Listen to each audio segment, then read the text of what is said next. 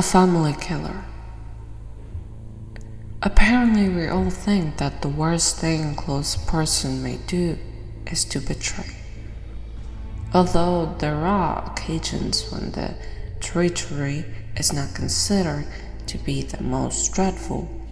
In fact, the scary narrative about the murderer in the family is on. Promise it will definitely make a deep impression on you. Taylor and Jane are sisters. They were brought by a mother who became a widow many years ago. Her name is Anne. In society, she usually called Mrs. Taylor. Suffice it to mention that the sisters are very different in character. Taylor has usually been open-hearted, honest, and a bit modest, although Jane is her absolute opposite. From time to time, she comes across as a capricious, non-responsible, and selfish. Her best features is purposefulness. Jane always does her best in order to reach personal goals, and that seems to be rather beneficial for her.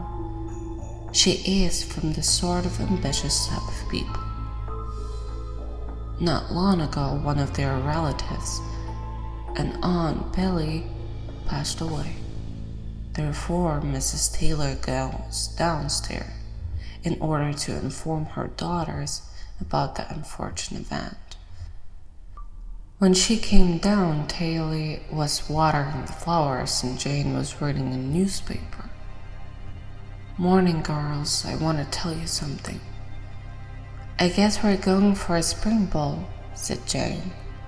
"No, Jane, that's the bad news. Your Aunt Billy passed away, and we are going to her funeral." "An Aunt Billy?" asked Taylor. "Oh my God, we were planning to meet with her tomorrow." "And what happened with the aunt?" Jane asked almost indifferently. "She suffered from heart problems, and it was the cause of her death." In a few hours, sisters and Mrs. Taylor were almost ready.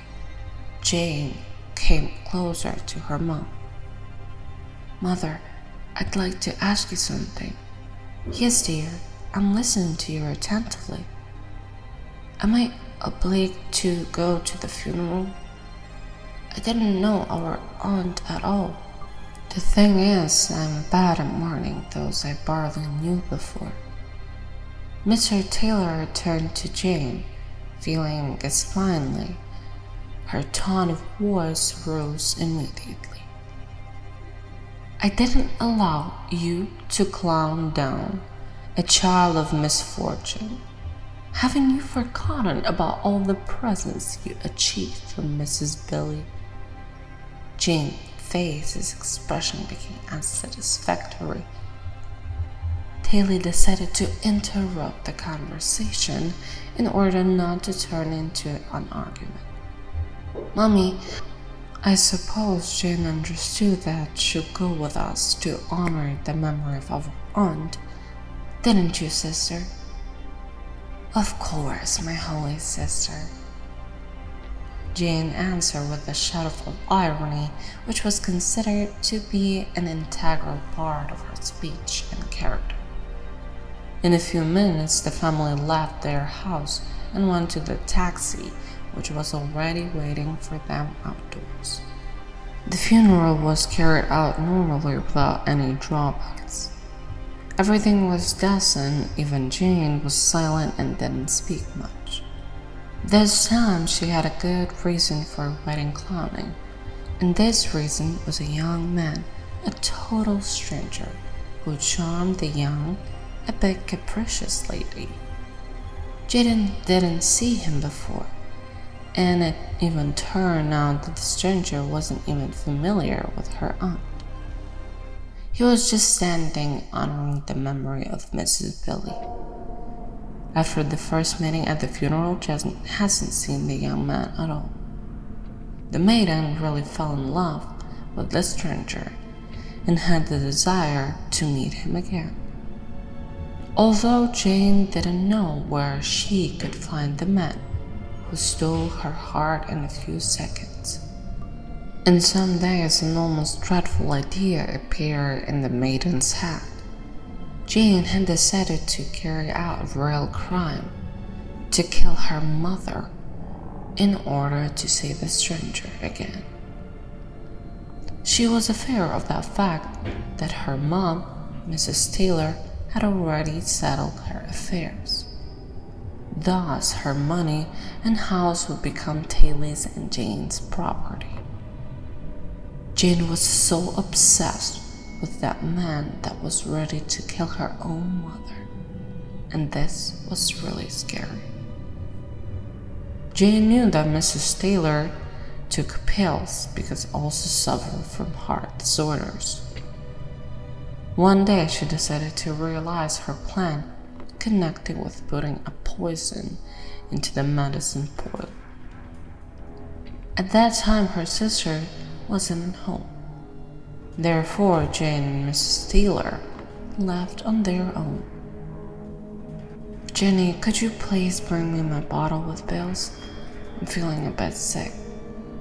"Of course, Mommy," said Jane without any shadow of dissatisfaction. The maiden came to the kitchen, took a poison, and poured it into a jar of medicine. Then she entered her mom's room with that bottle and a glass of water. "Here you are, Mommy," Jenny said politely.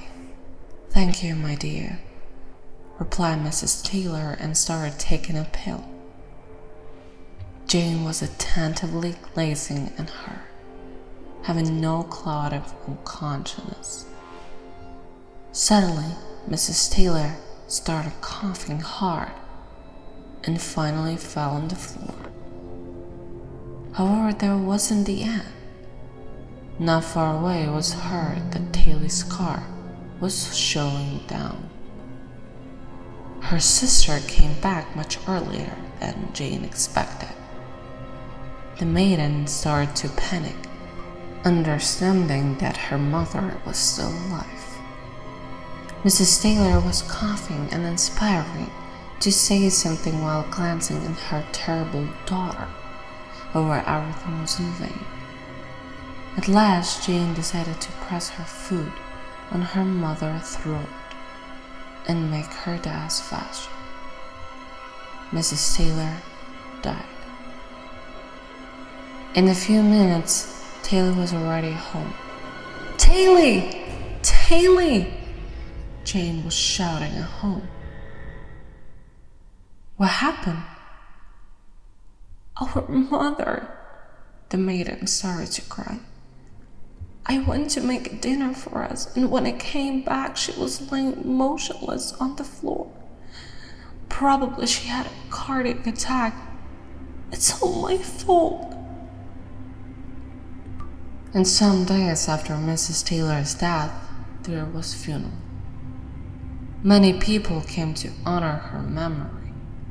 Taylor suddenly fainted from stress and was taken away by a young man. Apparently it was her boyfriend. In a split second, Jane noticed the stranger, who she wanted to see again. A conversation started between them, and some days later, Jane and Bob, that was his name, started to date. However, their relationship didn't last for long. When Jane knew that Bob was the son of a poor undertaker, she broke up with him. A bit later, Jane got interested in a new candidacy, and that was his sister's boyfriend, the owner of a huge and rather outstanding enterprise. An unhealthy Maiden decided to incentrate a car accident, the participants which would be her sister Taylor and Jane. Then she would bribe a plastic surgeon in order to persuade him to change her face to her sister's. Only in that case she would become her rich boyfriend's fiancée. As it turned out, Jane's plan worked. Both her sister and Jane really got into a car accident. As a result, Tilly fell into a coma, and Jane was waiting for a plastic operation. "Your new face will definitely impress you," said a plastic surgeon before a removal of bandages. "Oh, doctor, you can't even imagine how I'm waiting for it. The moment is on, you can look at your face." Jane took off all the bandages and looked in the mirror. She saw a reflection of her sister's face. It was almost the same. "I've won," said the maiden, having a great source of satisfaction. "No, sister, that is not so," said the voice from the door. Jane froze in non-understanding. In a few minutes, she saw Tilly. Jane's sister slowly came closer to her and took an incomprehensible liquid out of her pocket. Suddenly, Tilly splashed it right into Jane's face. The killer started to scream crazily, feeling a huge pain. "No! What have you done with my face? Doctor, I need to look in the mirror right now." A plastic surgeon gave the mirror to Jane. When she saw her image, she started to scream again without stopping. Her face was blushing and swelling. Giant pimples were appearing. New made nose, lips, and eyes were falling out. Lately, the police entered the room, announcing that they had found the Mrs. Taylor killer. But when they figured out that Jane was a psychopath, the murderer had already been transferred into a psychiatric hospital.